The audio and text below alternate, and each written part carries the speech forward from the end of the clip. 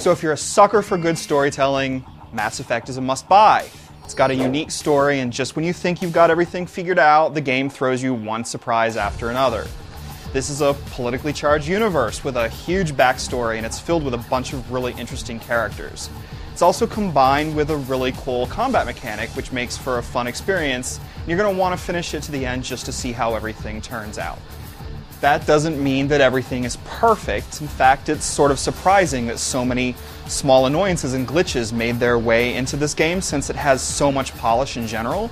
But most people will be able to look past that and enjoy Mass Effect for what it is, which is a great role-playing game with terrific production values, and it's just a lot of fun to play. The story is pure space opera, but the tale is still really deep. A Spectre named Saren has gone rogue.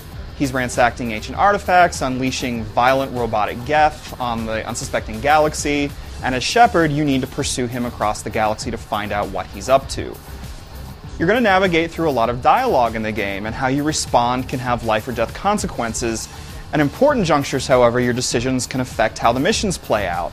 When you're navigating dialogue, you'll also be earning Paragon or Renegade points, which is the usual light versus dark system you've probably come to expect. But the meters are separate rather than being at opposite sides of the same spectrum, so it fits in nicely into the game's appreciation for shades of gray. When you first land on a planet, you drive around in your rover. The thing's possibly the most resilient vehicle ever created. You get dropped in from hundreds of feet above, and you're driving around over impossibly steep mountains. It's too bad that the driving portions are probably the weakest thing in the game. You can spray machine gun fire or launch shells, and it works fine as long as you're on the same level as your enemies. However, your turret can't move up or down, so the result is that whatever your crosshair is on, that doesn't necessarily mean you're going to hit it. It gets to be a big pain, and some of these battles are more of a hassle than they should be. The other annoying thing about this are these creatures called Thresher Maws, which are these creatures that burst out of the ground, spew some goo at you, and then suck back underneath. These encounters can be really exciting since they're pretty tough to take down and you have to keep moving. The problem is that sometimes they'll spawn right underneath you, which is pretty much instant death, or sometimes you'll find yourself getting stuck in the Thresher's geometry. It's just not a lot of fun to do that, and you're probably going to avoid all the flat expanses on the planets just to avoid it. Thankfully, combat on foot is absolutely great. You'll have a total of 6 teammates to choose from, 2 of whom you can take with you at any given time. They've got a bunch of different talents, a bunch of guns to choose from, and you have a lot of different ways to upgrade them. You also have some biotic and engineering abilities, so you can do things like push enemies back, lift them in the air, or create a vortex that sucks them all towards it. Engineers can do things like sabotage weapons, which makes your enemy's weapon explode.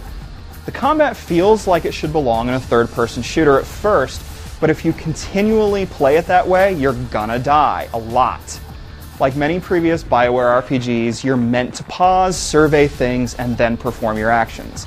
You can set your party members to automate their actions, or just perform defensive powers on their own, or you can micromanage their powers on your own. Holding the right bumper brings up the command wheel, which lets you assign orders as well as perform your own abilities. Once you get into the groove of this, battles are thrilling and challenging, and you've got a lot of bullets and biotic powers flying around everywhere. It's just a lot of fun to fling the Geth around, hitting them with shotgun shells, throwing them in the air and watching them drop down from the ceiling. It's just something no other RPG can approximate. As you can imagine, you're doing a lot of fiddling with your inventory. You've got all these weapons, upgrades, and party members to deal with, but it's actually another problem. The menu interface isn't terrible, even though it's a little bit clunky, but it's all the little things that add up since you're spending so much time in the menu screens. Other problems rear their heads too, like when you get stuck in the geometry. Usually you'll be able to forgive this stuff because the game's so deep and varied. It's fun to get to know your crew, you can conduct clandestine romance, or you can turn your character into a racially sensitive diplomat, or you can be really hardline. You can do all of it probably in about 40 hours, which is pretty standard for a role-playing game, but there's enough content here that you'll probably want to play a second time. If you do that, you can explore your renegade side if you didn't the first time, try other romances, or even see one of the other endings. The visuals are excellent, and the facial animations are amongst the best in gaming. Characters move their lips believably with the dialogue, and they express themselves with other subtle things like tilts of their heads. Character models are really detailed, such as with your teammate Rex, whose every wrinkle and ridge is really well molded. There are some technical issues, some frame rate jitters, and a bunch of texture pop-in, but most of the time Mass Effect looks absolutely wonderful. It doesn't mean the artistic vision is quite as interesting. It could very well have been in a Halo game, so it does get some inspiration from previous games and films. But even with those inspirations, Mass Effect still conveys its vision clearly, even if it's just with its character designs and some dramatic set pieces. It's also one of the best acted games in recent memory.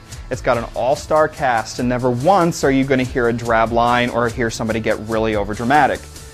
All told, Mass Effect is a great game with moments of brilliance and a number of small but significant obstacles that hold it back from reaching its true potential. In the end though, if you like RPGs and want to spend some time in an absorbing sci-fi world, this is the game for you. It also happens to be a lot of fun to play, and in the end, it's what it's all about.